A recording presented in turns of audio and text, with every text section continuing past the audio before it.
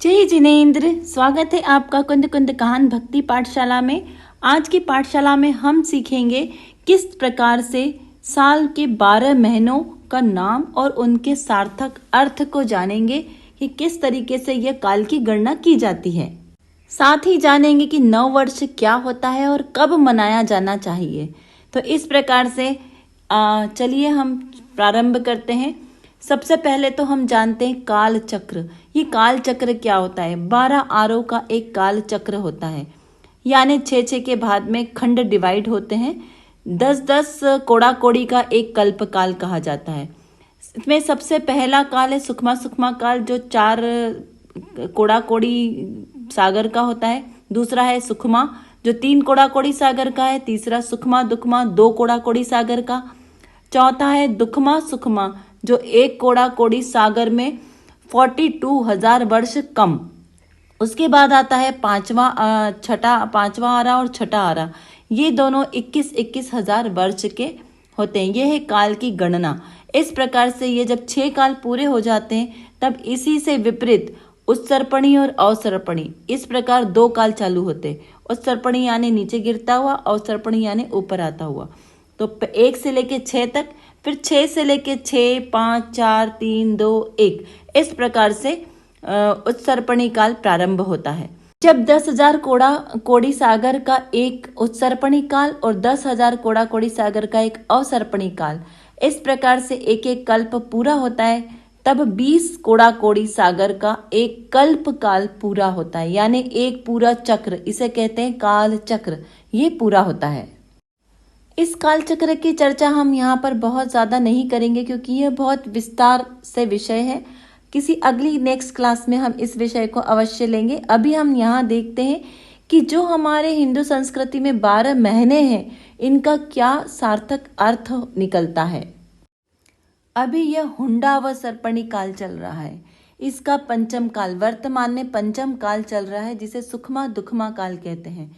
इसके अंत में जब 21,000 वर्ष पूर्ण हो जाएंगे तब धीरे धीरे 7 सप्ताह तक एक एक चीज नष्ट हो जाएगी। जब यह 21,000 वर्ष का छठा आरा भी पूर्ण होगा, दोबारा से 21,000 वर्ष पूर्ण होने के बाद जब फिर से 21,000 वर्ष का पंचम काल यानी कि सुखमा दुखमा काल चालू होगा, तब वापस से सृष्टि का निर्माण होगा। वही हमारा है नव वर्ष। इसी प्रकार काल की सबसे छोटी इकाई है समय। इसी से बनता है घड़ी, घंटा, पल, प्रहर, दिन, महीना, माह और वर्ष। भारतीय संस्कृति में इस कालखंड के आधार से अवसर्पणी काल के 6वें काल की समाप्ति के बाद पुनः उत्सर्पणी के पहले काल का प्रारंभ होता है, यानी कि नव वर्ष का प्रारंभ। यह शाश्वत पर्व है। श्रावण कृष्ण एकम यानी लगभग जुलाई, वर्तमान प्रचलित कैलेंडर के अनुसार यह तिथि आती है। पहले तो यह समझे कि नव वर्ष क्या है। नव वर्ष बहुत तरीके से अलग अलग मनाया जा सकता है। बहुत सारे राजाओं के जन्म दिवस के ऊपर उनके मृत्यु के बाद भी जो सन काउंट किया जाता है उसे नव वर्ष कहते हैं। इसी प्रकार हर धर्म में अलग अलग तरीके से नव वर्ष का प्रारंभ माना गया है, लेकिन जो शाश्वत हिंदू संस्कृति को परिभाषित करता है वह है यह नव वर्ष, जो जुलाई से प्रारंभ होता है। यह एक शाश्वत पर्व है। यदि हम इतिहास में प्रमाणों के आधार से देखें तो सभी बड़ी बड़ी घटनाएं, बड़े बड़े पर्व आदि सब यही श्रावण से ही प्रारंभ होते हैं। जैसे आप देखें तो नंदीश्वर द्वीप की जाकर पूजा अष्टानिका में की जाती है। यह पर्व भी यहीं से प्रारंभ होता है। जब छठा काल खत्म होता है तो यह जो नए साल के शुभारंभ की क्रिया है, वहां से ही यह पर्व का प्रारंभ माना गया है। इसी प्रकार हिंदू मान्यता के अनुसार श्रावण कृष्ण प्रतिपदा से नव वर्ष की शुरुआत होती है।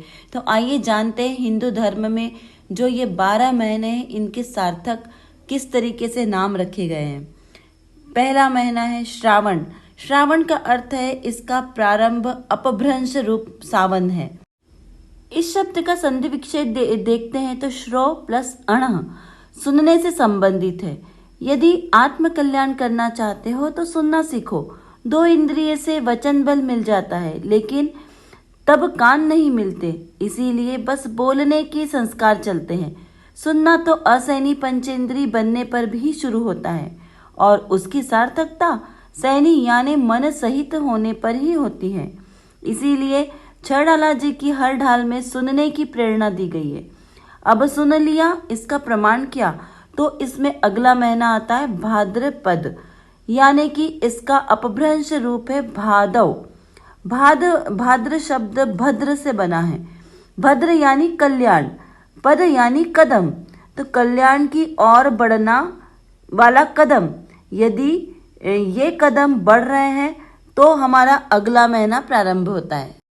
अब आता है तीसरा महीना यानी कुंवार, इसको आसोज भी कहते हैं। इंग्लिश मंथ के अनुसार देखें तो इसे अक्टूबर कहते हैं। आजकल कई कैलेंडर में इसे अश्विन भी लिखा जाने लगा है, लेकिन ऐसा लिखना गलत है क्योंकि कार्तिक का दूसरा नाम अश्विन है, आसोज नहीं है। इसीलिए यह भी हमें ध्यान में रखना है। आ यानी होता है सामंतात, यानी कि सब ओर से। सौ यानी सुख, ज यानी जन्म यानी उत्पन्न होना। अतः इसका पूरा अर्थ निकलता है यदि भद्रता की ओर कदम बढ़ाया तो अब सब ओर से सुख शांति प्रकट होगी। फोर्थ यानी चतुर्थ महीना आता है अश्विन यानी कार्तिक। इस महीने के ये दो नाम प्रचलित हैं। इसका अर्थ देखते हैं, यह आता है हमारा नवंबर मंथ में आता है, जब हमारी दीपावली आती है उस समय में। आशु यानी शीघ्र और इन यानी संबंधी। यदि इस बात का अर्थ देखें तो अब शीघ्रता करना, क्योंकि उम्र का कोई ठिकाना नहीं है। जितना जीवन जी लिया अब उतना ही जी लेंगे, इसका कोई भरोसा नहीं है। अतः शीघ्रता से आत्मकल्याण के लक्ष्य की ओर बढ़ना, यह संदेश हमें यह अश्विन कार्तिक का महीना देता है। क्योंकि कार्तिक कृष्ण अमावस के दिन ही महावीर भगवान ने योग निरोध किया था और उन्हें मात्र 72 वर्ष की आयु में ही निर्वाण पद को प्राप्त हुआ, जबकि पहले तीर्थंकरों की आयु कोटि वर्ष पूर्व हुआ करती थी। इसीलिए हमें यह आयु की क्षणिकता को प्रदर्शित करता हुआ यह महीना है। इसका और एक अर्थ भी निकलता है। अश्विन नाम एक अश्विन ऋषि के नाम से इस महीने में जन्म हुआ था, जिसे धनतेरस पर, उसकी वजह से भी इसका नाम अश्विन पड़ा। दूसरा है कार्तिक। इस समय कृतिका नक्षत्र काल रहता है। जो हमारे 28 प्रकार के नक्षत्र होते हैं उसमें से कृतिका नक्षत्र का काल है। इस कारण भी अश्विन को कार्तिक कहते हैं। इसी के साथ अश्विन का नाम कार्तिक कार्तिकेय स्वामी के जन्म और समाधि दिवस इसी महीने में होने के कारण भी पड़ा, ऐसा भी माना गया है। इसी प्रकार बहुत सारे आपको उदाहरण आगम में मिल जाएंगे जिससे ये नाम महीने को सार्थक करते हैं। इसी प्रकार हम इनसे शिक्षा लेके शीघ्रता से अपने ही लक्ष्य की ओर आगे बढ़े। लक्ष्य हमारा एकमात्र आत्मकल्याण होना चाहिए, तो हम अपने आत्मकल्याण की ओर कितना आगे बढ़े, इस बात को जज करने के लिए, कसौटी पर खरा उतरने के लिए आता है हमारा अगला महीना, जिसे कहते हैं मार्गशीर यानी अगहन का महीना भी इसे कहा जाता है। प्रचलित कैलेंडर के अनुसार यह आता है हमारा दिसंबर का महीना। यहाँ पर हम देखते हैं कि मार्गशीर यानी कि शीर्ष मार्ग को यानी श्रेष्ठतम मार्ग को अपना लो, पापमय जीवन को छोड़ दो। यह हमें मार्गशीर महीना हमें संदेश देता है। उस मार्ग पर चलो जिसमें पाप की गंध मात्र भी ना हो, कोई अस्थि ही ना हो, पाप हो ही ना जहां पर। अब दूसरा अर्थ देखते हैं अगहन का। तो अघ यानी पाप, हन यानी दूर करना, तो इसका भी वही अर्थ निकलता है, पाप को दूर करो, उस मार्ग को छोड़ दो जिसमें धर्म की गंध नहीं है। यानी कि नास्ति मार्ग को छोड़कर अस्थि मार्ग, अध्यात्म मार्ग की ओर आगे बढ़ो। यह हमें यह दिसंबर का महीना संदेश देता है। अब आता है षष्ठम यानी छठवां महीना पौष का। इसे हम जनवरी का महीना भी कहते हैं। ये देखते हैं इसका क्या अर्थ निकलता है। पौष का महीना हमें संदेश देता है, यदि पापों को नष्ट किया तो अनुकूलता बढ़ेगी, हर तरह के पुष्ट हो जाओगे, सर्वगुण संपन्न हो जाओगे, धर्ममयी जीवन का पोषण मिलेगा, तो आपका जीवन सुखमय होगा। इसी तरीके से जीवन को यदि स्थिर रखना चाहते हो, सुखी रखना चाहते हो, तो यहाँ पर आत्म कल्याण की प्रेरणा दी गई है। तो आत्म कल्याण करो, धर्म में रत रहो, पापों से दूर रहो। इसी प्रकार से अब देखते हैं अगला महीना हमें क्या संदेश देता है। पौष्टिक और संतुलित भोजन से हमारा शरीर पुष्ट होता है और आत्मा कैसे पुष्ट होती है? तो आत्मा अहिंसामय धर्म के पोषण करने से पुष्ट होती है, सुखी होती है। तो आइए देखते हैं सप्तम महीना हमें क्या संदेश देता है। सप्तम महीना है माघ का महीना यानी फरवरी का महीना। इसका अर्थ देखते हैं। माँ यानी नहीं, अघ यानी पाप, जैसे हमने पूर्व में देखा था, अघ यानी पाप। अब पाप को मत करना, यह संदेश देता है हमारा माघ का महीना। पाप करने से कोई भी कभी भी सुखी नहीं होता है, दुख ही मिलता है। यदि आप सुखी होना चाहते हो तो अब यह पक्का निर्णय करो कि अब हम पाप नहीं करेंगे। मनीषियों ने भी कहा है, अज्ञानी पाप धतुरा ना बोए, फल चाखन की बार भरे, द्रग माही है मूर्ख रोए। देखिए, पाप करते समय तो बहुत अच्छा लगता है, हिंसा करने में बहुत आनंद आता है, लेकिन जब इसका उदय आएगा तब भोगने में आंखों से आंसू बहेंगे, दुख होगा, इतना दुख कि आपसे सहन नहीं होगा। अतः इस महीने में पुनः सोच ले कि अब भूल कर भी पाप नहीं करना है। आइए अब देखते हैं अगली बारी आती है फाल्गुन के महीने की। यह 8वां महीना हमें क्या संदेश देता है। मार्च का महीने से शक संवत की भी प्रारंभ होता है यहाँ से। तो यह जनरली हम क्या देखते हैं कि मस्ती का महीना है, होली गुलाल का महीना, लेकिन यह महीना हमें क्या संदेश देता है। फाल्गु यानी व्यर्थ न करना, व्यर्थ नहीं गवाना। यदि आत्मकल्याण की बात सत्य लग रही हो तो समय बहुत कम है और बीता समय वापस नहीं आता है, इसीलिए सुखद मार्ग में लगकर समय का सदुपयोग करना है। इसी महीने में अष्टानी का पर्व भी आता है, तो हमें धर्म ध्यान में रत होकर आत्म कल्याण करना है, ना कि समय को व्यर्थ गवा के होली गुलाल आदि हिंसा की प्रवृत्ति करना है। जब होली आती है उस समय अपार हिंसा होती है। पहले तो धुलंडी के दिन अपार लकड़ी को जलाकर जीव की हिंसा की जाती है, दूसरे दिन रंग गुलाल के साथ पानी की बर्बादी की जाती है। दोनों ही एकेंद्रीय जीवों की अपार हिंसा होती है। इस प्रकार हिंसा में कोई भी धर्म या आनंद नहीं मनाना चाहिए। धर्म हमेशा सभी प्राणी मात्र के लिए सुख का कारण होता है, किसी के लिए भी हिंसा का कारण या दुख का कारण कभी नहीं बनता। यह संदेश हमें यह महीना देता है। अब देखते हैं अगला महीना यानी अप्रैल का महीना। यहाँ से विक्रम संवत का प्रारंभ होता है। यह आता है चैत्र का महीना जो 9वें नंबर पर आता है। यह हमें क्या संदेश देता है। महान राजा विक्रमादित्य के जन्म के बाद से यह विक्रम संवत प्रारंभ हुआ था। यह महीना हमें बताता है कि अब चेत जाना, क्योंकि यह चैत्र का महीना है। चेत जाना जो शरीर अपना नहीं है, जिसके अपनेपन में हम अभी तक सो रहे हैं, मोह निद्रा में पड़े हैं, अब इस मोह निद्रा से जागो। पंचेंद्रिय भोगों में सुख मानना छोड़ दो, क्योंकि 5 इंद्रिय के विषयों में कभी कोई सुखी नहीं हुआ है। बेभान दशा में यह मदिरा की तरह जीता है जीव। अब यहाँ से चेतो और अपने आत्म स्वभाव में रमण करो तथा सुख की प्राप्ति करो। ऐसा यह हमें आत्मा में चेतने के लिए यह हमें चैत्र का महीना आता है। जो महापुरुष होते हैं, लक्ष्मी तो उनके आसपास ही अपने आप आ जाती है, उन्हें उसके लिए पुरुषार्थ करने की जरूरत नहीं होती है। इसीलिए यदि आत्मिक गुणों का विकास करोगे तो सब कुछ सहज मिलेगा। पर घोर विडंबना है कि हम शरीर को ही अपना मानते हैं, शरीर की क्रियाओं को ही अपना मानते हैं, उसे ही सजाने संवारने में, धन दौलत कमाने में अपना सारा जीवन खत्म कर देते हैं, जबकि ये हमेशा नश्वर कहलाते हैं। इससे कभी भी हमें सुख शांति या ऐश्वर्य की प्राप्ति नहीं होगी। ये अपनी आत्मा से एकदम भिन्न है। इसके अलग अलग काम हमें प्रत्यक्ष दिखाई देने चाहिए। हमें आत्मा की मलिनता यानी मोह राग द्वेष को दूर करना है, ज्ञान आनंद का भोजन करना है। हर समय शरीर और आत्मा में भेद ज्ञान का अभ्यास करते रहना चाहिए। इसके 2 अलग अलग काम भी हमें दिखाई देना चाहिए। यह हमें यह महीना दिखाता है। चेतने से अर्थ है जागृत रहना, कैसे जागृत रहना? तो पाप कार्य ना हो, किसी भी प्रकार से हमें कोई भी दुष्कर्म ना हो, इस प्रकार जागृत रहना और आत्म कल्याण में लगना। अब आता है अगला महीना, बैसाख का महीना।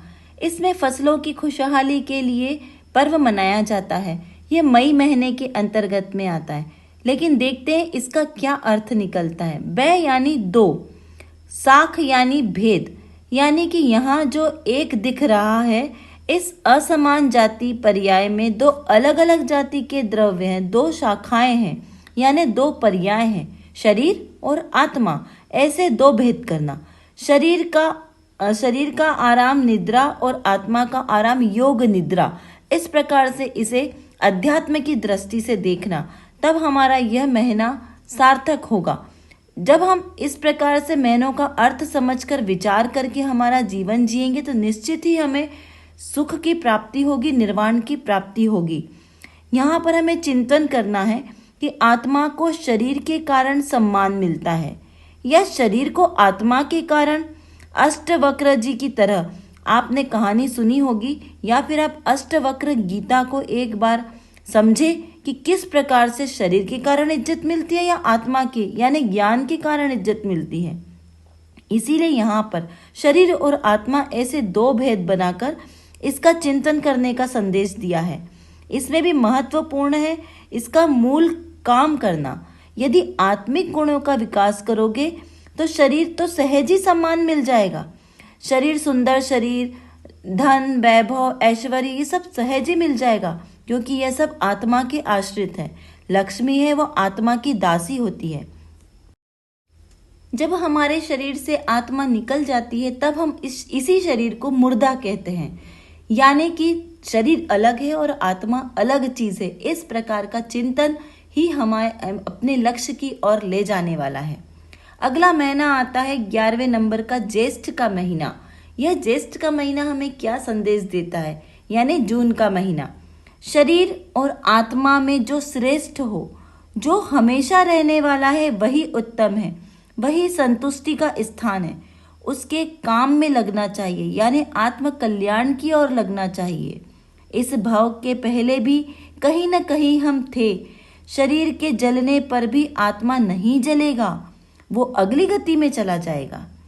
हमारी सारी योजनाएं जो शाश्वत मानकर हम उसके हिसाब से चलते हैं कि हम भविष्य में ऐसा करेंगे, भविष्य में यहाँ जाएंगे, लेकिन कुछ भी हमारे लिए फलित नहीं होता, क्योंकि भविष्य का निर्धारण करने वाले हम कोई नहीं है।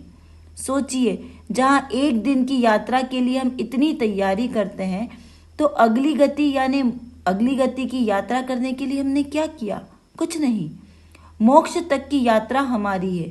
हमारा डेस्टिनेशन, हमारा अंतिम लक्ष्य मोक्ष जाना है। अनंत काल हमारा बीत गया है इसी संसार के 4 गति और 84 लाख योनियों में। अब तो हमें यहाँ से भटकना दूर करना है। यदि हमें मोक्ष तक जाना है तो उसके लिए हमें तैयारी भी तो उतनी ही तगड़ी करनी पड़ेगी ना। वहाँ की तैयारी के लिए सबसे पहले हमें पाप से दूर होना है। इसीलिए अब इस जून के महीने में आपको निश्चय करना है कि पाप तो सड़ा गला नाश्ता है, पुण्य बासा नाश्ता है।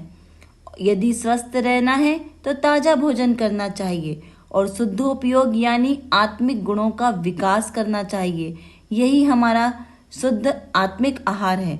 यदि अपनी आत्मा की श्रेष्ठता पहचान लेंगे, अपने भाव को सार्थक करेंगे, तो हमें सर्वथा सुख ही सुख प्राप्त होगा। ऐसा शाश्वत सुख जो हमारे से कभी नहीं छूटेगा। सुख तो वही है जिसके बाद कभी हमें दुख की अनुभूति नहीं हो। जो संसार में हमें सुख लगता है, यह सुख नहीं है, मात्र कल्पना है। क्योंकि जो हमें सुख दिखता है, कुछ दिन बाद हम उससे भी बोर हो जाते हैं और फिर नए सुख की तलाश करते हैं। इसीलिए अपने उस शाश्वत आत्मिक सुख को प्राप्त करना है, जहाँ पर हमें कभी भी दुख का एहसास ही नहीं होता, जहाँ ना भूख लगती है ना प्यास लगती है, बस एकमात्र आनंद आनंद आनंद की ही अनुभूति होती है। तो हमें इसका निर्णय इसी महीने में करना है। यदि कार्य में सफलता नहीं मिल रही है तो विचार करना है। अब आइए देखते हैं आगे का महीना हमें क्या बता रहा है। 12वें नंबर पे आषाढ़ का महीना, यह हमारा अंतिम महीना है। आषाढ़ यानी जुलाई का महीना। यह हमें बताता है कि आशा आड़ यानी वान, आशा यानी आशा रखो, धैर्य रखो, क्योंकि करत करत अभ्यास के जड़मति होत सुजान। हर कार्य में समय लगता है, स्व पर भेद ज्ञान करने का अभ्यास करना है। कार्य करने में धैर्य रखना पड़ेगा, क्योंकि संस्कार समय सापेक्ष होते हैं। सफलता अवश्य मिलेगी। अपने जैसे अनंत जीवों को इस मार्ग में सफलता मिली है। पूर्व में जितने भी मोक्ष गए हैं अरहंत तीर्थंकर, वे सभी इसी मार्ग का अनुसरण कर कर ही मोक्ष गए हैं, इसी मार्ग पर चलकर सुखी हुए हैं। तो हमें भी ये धैर्य रखना पड़ेगा, विश्वास रखना पड़ेगा कि सच्चा मार्ग तो अहिंसामय यही है, यही मुक्ति का मार्ग है।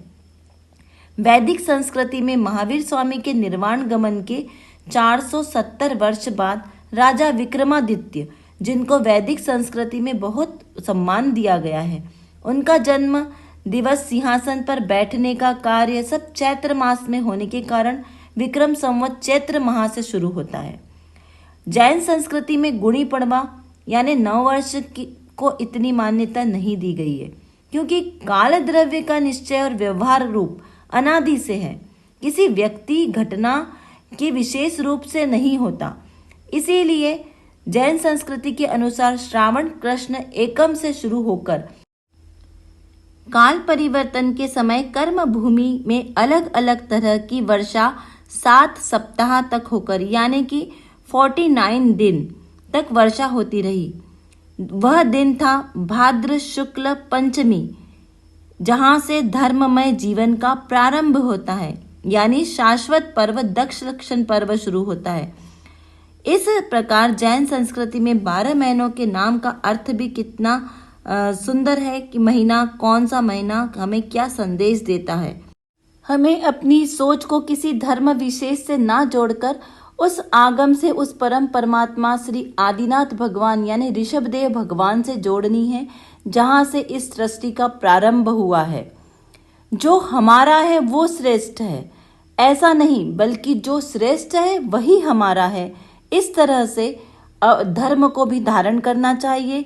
इस तरीके से हमने यहाँ पे 12 महीनों के नामों का सार्थक अर्थ ग्रहण किया। उससे प्रेरणा लेकर हमें अपना मोक्ष मार्ग बढ़ाना है, ना कि हठाग्रह करके संसार में परिभ्रमण करना है। जो प्रचलित संसार में कुरीतियां चल रही है, उसे अपने ज्ञान के द्वारा ही हम दूर कर सकते हैं कि सच्चा धर्म एक्चुअली में क्या है। हिंसा में कभी भी धर्म नहीं होता है, अहिंसा में ही धर्म है। तो इसी प्रकार हम अहिंसा धर्म का पोषण करें और ऐसे 12 महीनों को धारण के अर्थ को धारण करके अपना जीवन सार्थक करें। नेक्स्ट क्लास में हम जानेंगे भारतीय संस्कृति में प्रचलित विभिन्न प्रकार के संवत कैसे बनते हैं। तो फिर देखते रहिए। भारतीय संस्कृति जयवंत रहे। आपको हमारे इस चैनल की प्राप्त जानकारी कैसी लगती है, कमेंट बॉक्स में लिखकर हमें जरूर बताइए। तब तक आप सभी स्वस्थ रहें, प्रसन्न रहें। जय जिनेंद्र।